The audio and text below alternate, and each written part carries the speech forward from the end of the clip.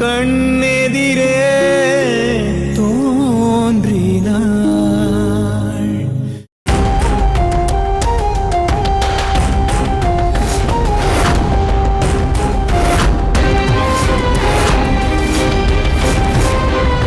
ஐயோ, இது சிவா சார் சட்டை தானே?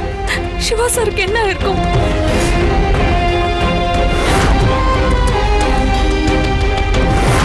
அண்ணே, அது சிவா சாரோட சட்டை.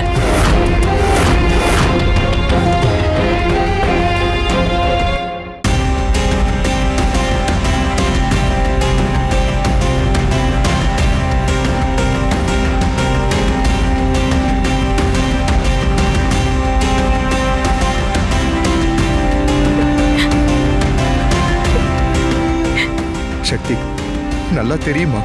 நல்லா பார்த்து சொல்லு சக்தி. ஆமா அருண், இது சிவா அண்ணாவோட ஷர்ட் தான். அவர் எப்பெல்லாம் ரொம்ப ஹாப்பியா இருக்காரோ அப்பெல்லாம் இந்த ஷர்ட் தான் போடுவேன்னு என்கிட்ட சொல்லிருக்காரு.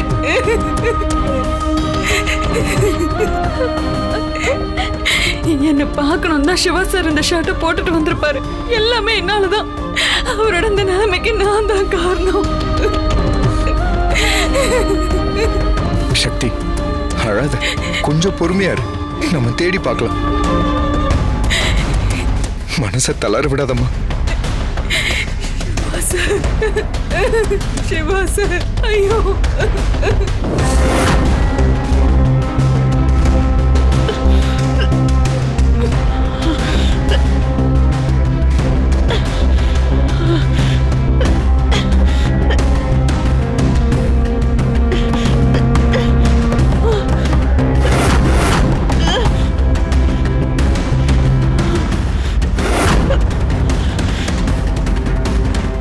இந்த உலகத்துல எந்த பொண்ணுக்கும் இப்படி என்ன மாதிரி ஒரு நிலைமை வரக்கூடாது. யாரை இத்தனை நாள் நான் மலை போல நம்பி இருந்தனோ அந்த மனுஷனை இப்படி என்ன கொலை செய்யணும்னு துடியா துடிச்சுக்கிட்டு இருக்கா. நான் சாகிறத நினைச்சு கவலைப்படல.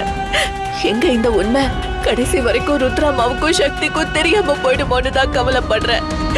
எப்படியாவது நான் இங்கிருந்து உயிர் பொழைக்கணும். என்னோட சக்தி அந்த ருத்ராமா கையில ஒப்படைச்சிட்டேன்னா நானே நிம்மதியா போய் சேர்ந்துருவேன்.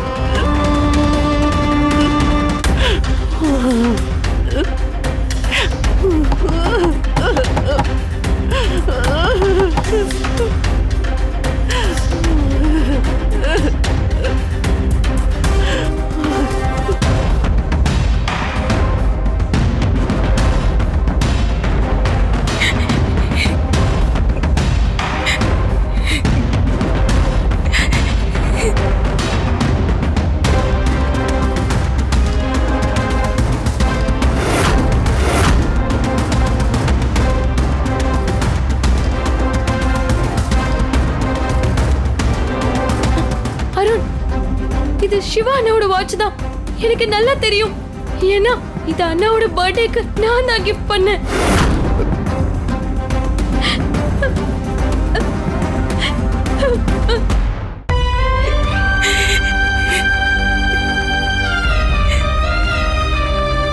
திவ்யா, சிவா சாரோட ஷர்ட் இங்க தான் கிடைச்சது.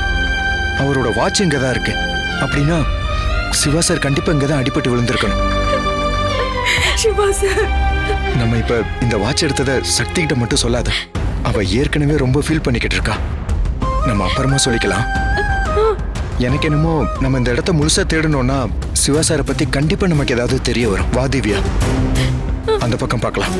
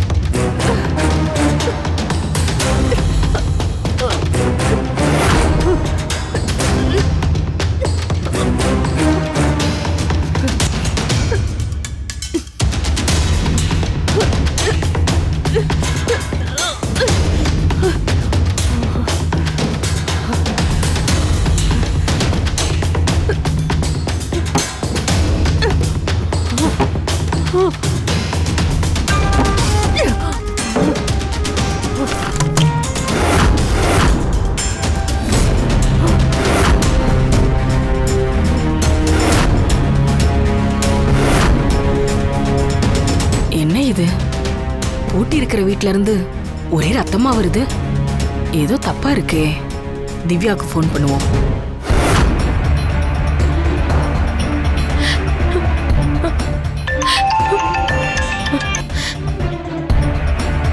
ஹலோ அம்மா திவ்யா, சொல்லுங்கக்கா.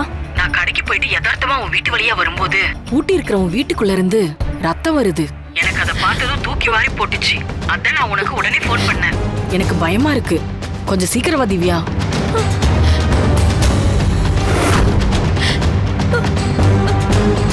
நம்ம வீட்ல இருந்து வரும்போது அத்தை கூட மாமா தானே இருந்தாரு. ஆனா இந்த அக்கா என்னடானா வீடு பூட்டி இருக்குன்னு சொல்றாங்க, ரத்தம் வெளியே வருதுன்னு சொல்றாங்களே. ஏதாவது தப்பா நடந்திருக்குமோ? என்ன திவ்யா, போன்ல யாரு? ஏன் ஒரு மாதிரி டென்ஷனாவும் பதட்டமாவும் இருக்க? அருண், பக்கத்து வீட்ல இருந்து செண்பகம் அக்கா கால் பண்ணிருந்தாங்க. சரி, அதுக்கு ஏன் இப்படி இவ்வளவு டென்ஷனா பேசுற? நம்ம அத்தைய வீட்ல இருந்து பத்திரமா பாத்துக்கோங்கன்னு மாமா கிட்ட சொல்லிட்டு வந்தோம்ல. ஆமா, அதுக்கு என்ன போ? செண்பகம் அக்கா கடைக்கு போயிட்டு நம்ம வீட்டுக்கிட்ட வரும்போது யதார்த்தமா வீட்டை பாத்திருக்காங்க. அப்போ நம்ம வீடு வெளியில பூட்டி இருக்கான். வெளியே பூட்டி இருக்கா? ஆமா அருண், ஆனா பூட்டின வீட்டுக்குள்ள இருந்து ரத்தமா வெளியே வந்துட்டு இருக்குன்னு சொல்றாங்க. என்ன சொல்ற திவ்யா? அம்மாவை தனியா விட்டுட்டு போற அளவுக்கு அப்பா எங்க போயிருப்பாரு?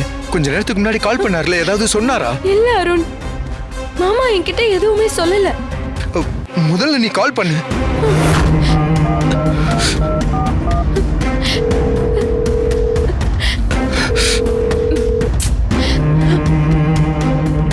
அருண், மாமாக்கு போன் போட்டாலும் போன் ரிங் ஆகுது, ஆனா எடுக்கவே மாட்டேங்கிறாரு. சரி, நீ அம்மாக்கு ட்ரை பண்ணு.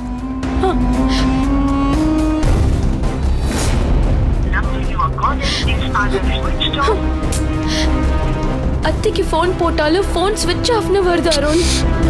எனக்கு என்னவோ ரொம்ப பயமா இருக்கு அருண். நான் வீட்டுக்கு போறேன் அருண். அருண், சக்தி கூட இருந்து நீங்க எல்லாத்தையும் பாத்துக்கோங்க. நான் வீட்டுக்கு போய் அத்தைய பாக்குறேன் அருண். சரி திவ்யா, நீ டென்ஷன் ஆகாம பாத்து போ. வீட்டுக்கு போனதும் எனக்கு கால் பண்ணு.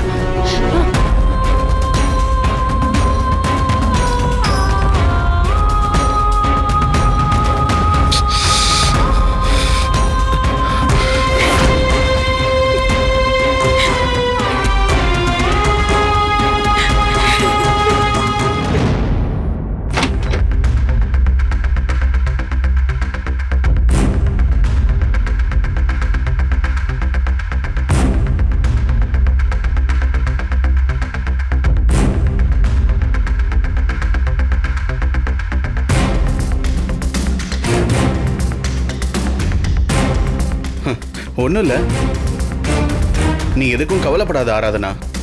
ஐ am there for you always. நான் வேணும்னா சீஃப் டாக்டர் கிட்ட உனக்காக பேசுகிறேன் ஆராதனா. நான் உங்க பக்கத்தில் இருக்கிற வரைக்கும் நீ எதுக்காகவும் கவலைப்படாத. என்ன பண்ற ஆராதனா ப்ளீஸ்? ஆராதனா சொல்றத கேளு. நிர்மல், சொல்றத கேளு ஆராதனா. என்ன பண்ற? சத்தம் போடாத, சொல்றத கேளு ஆராதனா ப்ளீஸ். நிர்மல், விடுன்னு சொல்றல. நிர்மல், என்ன விடு. பேசிட்டு தானே இருக்கேன். சொன்னா கேளு, சத்தம் போடாத. விடுன்னு சொல்றல. புரிஞ்சுக்கோ ப்ளீஸ், நான் சொல்றது கொஞ்சம் புரிஞ்சுக்கோ. ஏன் இந்த மாதிரி நடந்துக்கிற? நான் சொல்றது கொஞ்சம்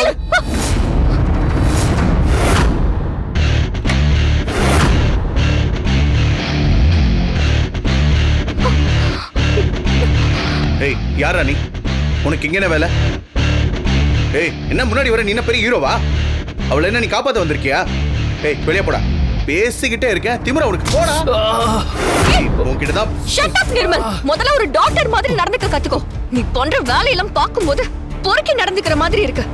இத்தனை நாள் உன் கூட வர்க் பண்ண ஒரே காரணத்துக்காக உன்னை சும்மா விட்டுட்டு போற இல்லனா? இன்னொரு முறை இந்த மாதிரி நடந்துக்கணும்னு ட்ரை கூட பண்ணாத.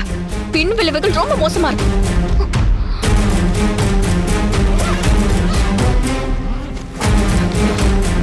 நீங்க வாங்க, வாங்கன்னு சொல்றல. வாங்க.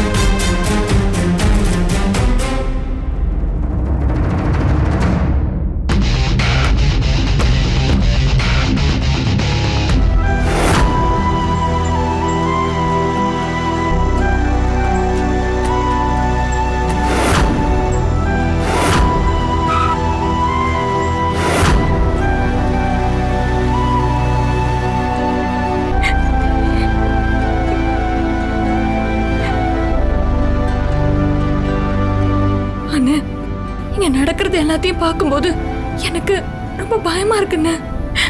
சிவா சாரை பார்க்காம எனக்கு பைத்தியம் பிடிச்சிரும் போல இருக்கு. சக்தி, இந்த மாதிரி டைம்ல நம்ம ரொம்ப பாசிட்டிவா மட்டும் தான் நினைக்கணும். ஏன்னா நம்மளோட எண்ணங்களுக்கு எப்பவுமே ஒரு பவர் இருக்கு. இவ்வளவு ஏன் சக்தி, நம்மளோட அம்மா பொழைக்க மாட்டாங்கன்னு அன்னைக்கு அந்த டாக்டர் சொன்னப்ப நீ என்ன பண்ண?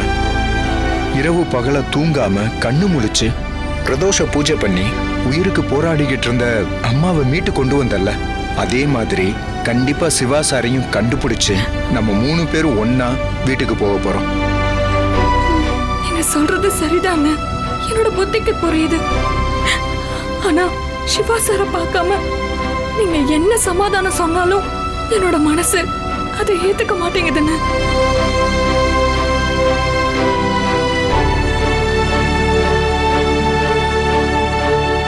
அண்ணே, கொஞ்சம் காரை நிறுத்துங்க. அங்க ஒருத்தர் நிக்கிறாரு, அவர்கிட்ட விசாரிச்சு பார்க்கலாம். சரிம்மா, சரி.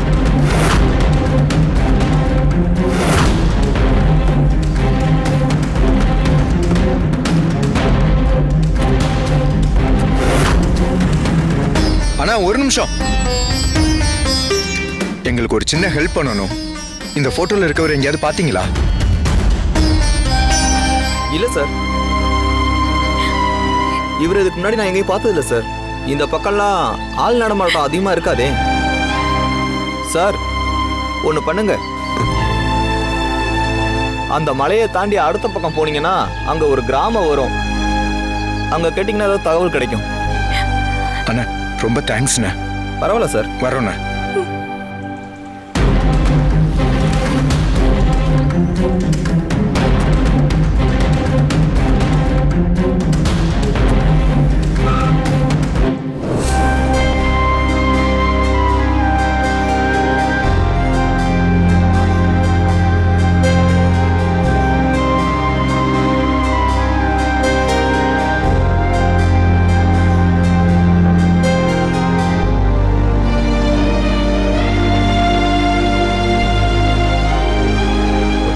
சாரி.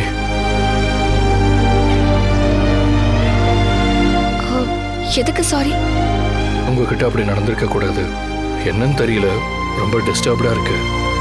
அதான் உங்ககிட்ட கொஞ்சம் ஹார்ஷா நடந்துக்கிட்டேன். I'm extremely sorry. It's okay, leave it. ஃப்ரீயா விடுங்க. நமக்கு இவ்வளோ ஹெல்ப் பண்ணியிருக்காங்க. இவங்க பேரு கூட என்னன்னு இது வரைக்கும் நம்ம கேட்கவே இல்லையே.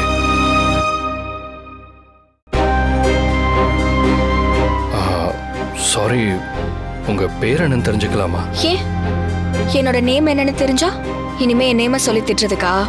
ஐயோ, அப்படிலாம் இல்லைங்க. எனக்காக எவ்வளோ ஹெல்ப் பண்ணியிருக்கீங்க, ஒரு தேங்க்ஸ் சொல்லணும்ல, அதுக்காக தான் நேம் கேட்டேன். உங்களுக்கு இஷ்டம் இல்லைன்னா சொல்ல வேண்டாம். ஐ அம் டாக்டர் ஆராதனா. உங்களை இங்க கொண்டு வந்து அட்மிட் பண்றதுக்கு முன்னாடி வரைக்கும் இப்போ ஐ அம் ஒன்லி ஆராதனா. புரியலீங்களே.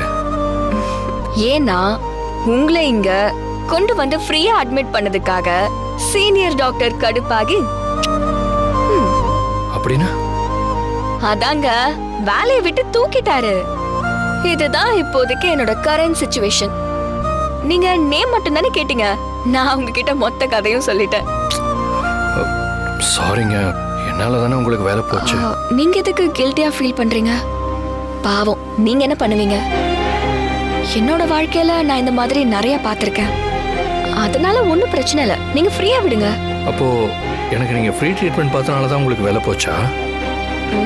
உங்களுக்கு ஃப்ரீ ட்ரீட்மெண்ட் பார்த்ததால மட்டும் போகல. ஏற்கனவே உங்களுக்கு முன்னாடி ஒரு 7 பேருக்கு இதே மாதிரி ஃப்ரீ ட்ரீட்மெண்ட் பண்ணிருக்கேன். இப்ப அதுல நீங்களும் ஒருத்தர். இது எல்லாத்தையும் மனசுல வச்சுக்கிட்டு தான் இன்னைக்கு என்ன வேலையை விட்டு போக சொல்லிட்டாரு. ஓகே, இப்போ நான் உங்களுக்கு ஒரு ப்ராமிஸ் பண்றேன்.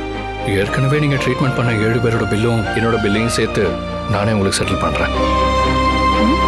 ஒருவேளை அந்த அம்னீஷியால இவரு ரொம்ப எக்ஸ்ட்ரீம் லெவல் போயிட்டாரா? அத்தனை லட்சம் பில்ல பாவம் இவர் எப்படி செட்டில் பண்ணுவாரு? ஏங்க என்ன யோசிக்கிறீங்க? இவன் எப்படி அவ்வளோ பணத்தையும் செட்டில் பண்ண போறான்னு தானே? ஆமாங்க. இப்போதான் கொஞ்சம் ரீகலெக்ட் ஆயிருக்கு. I'm Shiva, Rudra group of companies MD.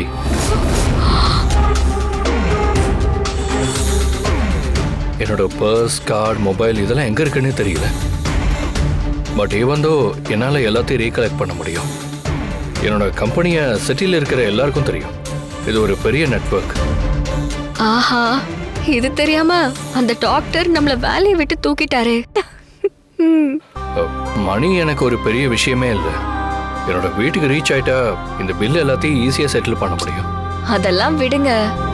இந்த மாதிரி பிரச்சனைனால என்ன நிறைய ஹாஸ்பிட்டல்ல வேலையை விட்டு தூக்கி இருக்காங்க. ஒரு சில இடத்துல இருந்து எனக்கு பிடிக்கலன்னு நானே வெளியே வந்திருக்கேன். ஒரு சில பேர் இந்த டாக்டர் தொழில பிசினஸா பாக்குறாங்க, சில பேர் என்ன மாதிரி சேவையா பாக்குறாங்க. நான் இதுல ரெண்டாவது ஆளு. என்ன மாதிரி ஆளுங்களுக்கு தான் அதோட வழியெல்லாம் தெரியும். ஏன் இவ்வளோ விரக்தியா ஃபீல் பண்றீங்க? அப்படின்னு நீங்க பாதிக்கப்பட்டீங்க? எல்லாரும் பிறந்ததும் முதல்ல அம்மா அப்பாவோட முகத்தை தான் பார்ப்பாங்க. ஆனா எனக்கு அந்த கொடுப்பனை இல்லை. எனக்கு எங்க அம்மா அப்பா யாருன்னு கூட தெரியாது. நான் ஒரு ட்ரஸ்ட்ல தான் வளர்ந்தேன். எனக்கு விவரம் தெரிஞ்சதுக்கு அப்புறம் அங்க இருக்கிற மதர் கிட்ட நான் எப்படி இங்க வந்தேன்னு கேட்டேன். அதுக்கு அவங்க தொப்புள் கொடி கட் பண்ண கையோட சர்ச் வாசல்ல பிரேயரை முடிச்சிட்டு வரப்போ என்னை எடுத்ததா சொன்னாங்க.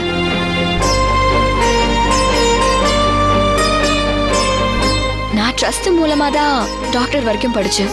நான் வளர்ந்த சூழல் மத்தவங்களுக்கு சேவை செய்யறது தான் இந்த உலகத்திலேயே பெரிய சந்தோஷம்னு எனக்கு கத்து கொடுத்துச்சு.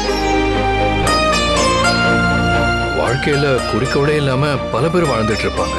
ஆனா இந்த வாழ்க்கையே மத்தவங்களுக்கு சேவை செய்யதான்னு ஒரு லட்சியத்தோட வாழ்ந்துட்டு இருக்கிற நீங்க ரியலி கிரேட்.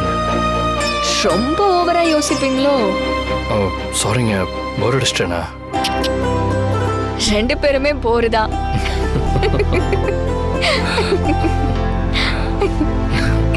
என்னோட லைஃப்ல ஒரு நல்ல ஃப்ரெண்டு கிடைச்சிருக்காங்கிற ஃபீல் இப்போதான் எனக்கு வந்திருக்கு.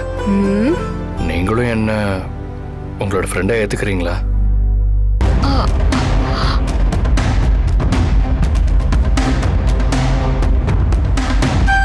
நீங்க என்ன காப்பாத்திருக்கீங்க. ஆனா இப்ப இருக்கிற சிச்சுவேஷன்ல நீங்க இங்க இருக்கிறத விட என் கூட வாங்க. என் வீட்டுக்கு போலாம். என் ஃபேமிலி உங்களுக்கு இன்ட்ரடியூஸ் பண்றேன். என்னையே எங்க வீட்டுல எல்லாரும் தேடிட்டு இருப்பாங்க. எனக்கு அது சரிப்பட்டு வராது. அப்படி இல்லைங்க, எங்க வீட்டில் இருக்கிற யாரையும் என்னால் காண்டாக்ட் பண்ண முடியல. அண்ட் யாரோட நம்பரும் என் மைண்டுக்கு ஞாபகத்துக்கு வரல. ஸோ என்னோட ஃபோனும் மிஸ் ஆயிடுச்சு. அதனால இப்போ நீங்கள் என் கூட வந்தால் கொஞ்சம் ஹெல்ப்பாக இருக்கும், ஹாப்பியாகவும் இருக்கும். எங்கள் வீட்டில் இருக்கிற அத்தனை பேரும் உங்களை பார்த்தா ஹாப்பி ஆகிடுவாங்க.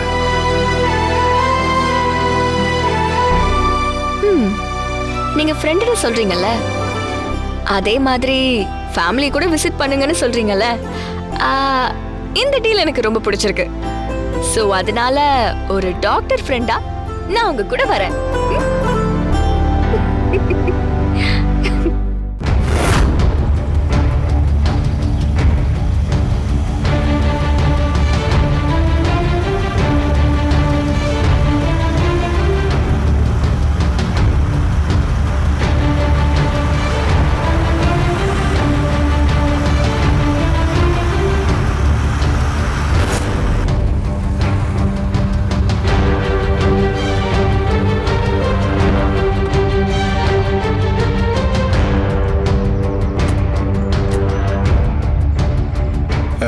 அண்ணா, சொல்லுங்க. ஒரு நிமிஷம் அண்ணா. இவரை எங்கேயாவது பாத்தீங்களா? ஓ, இந்த தம்பியா? 2 நாளைக்கு முன்னாடி அடிபட்டு இந்த தம்பிக்கு நிறைய ரத்தம் போயிட்டு இருந்துச்சு. உசுருக்கு ரொம்ப போராடிட்டு இருந்தாரு. இப்ப அவருக்கு என்ன ஆச்சு? இப்ப அவர் எங்க இருக்காரு? இந்த பக்கம் ஒரு ஹாஸ்பிட்டல் இருக்கு. அங்க ஒரு அம்மா வேலை செய்றாங்க. அந்த அம்மா தான் அடிபட்ட அந்த பையனுக்கு ஆம்புலன்ஸை வர வச்சு ஹாஸ்பிட்டலில் கொண்டு போய் சேர்த்துச்சு. நீங்க வேணா அந்த ஹாஸ்பிட்டலில் போய் விசாரிச்சு பாருங்க. அண்ணே, என்னோட வாழ்நாள் முழுக்க நீங்க செஞ்ச உதவியை நான் எப்பவும் மறக்க மாட்டேன். ரொம்ப நன்றி. இருக்கட்டும், பரவாயில்லம்மா. அண்ணே, வாண்ணே. ரொம்ப நன்றிண்ணே. சரிங்க சார்.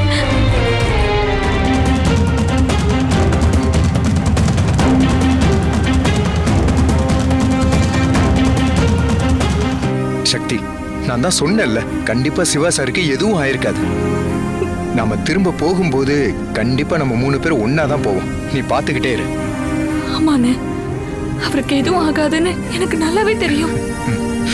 ஏன்னா நான் கும்பிட்ட சாமி என்னை கைவிட்டுறாதுங்கிற நம்பிக்கை எனக்கு இருந்துச்சு. இருந்தாலும் நான் அவர் முகத்தை பார்த்தா மட்டும்தான் எனக்கு போன உசுறு திரும்ப வரும். நீ சொல்றதும் சரிதான் சக்தி. எனக்கும் சிவா சாரோட முகத்தை பார்த்தா மட்டும்தான் நிம்மதியா இருக்க முடியும். நீ வேணா பாத்துக்கிட்டே இரு, நம்ம சீக்கிரம் அவரை பார்க்க தான் போறோம். அண்ணே, சிவா சாருக்கு கண்டிப்பா எதுவும் ஆயிருக்காதுல்ல? அவர் நல்லா தானே இருப்பாரு. முதலுதவி பண்ணி அவர் ஹாஸ்பிட்டலுக்கு கொண்டு போய் அட்மிட் பண்ணிருக்காங்கன்னா அவருக்கு எல்லாம் சரியா இருக்கும்ல?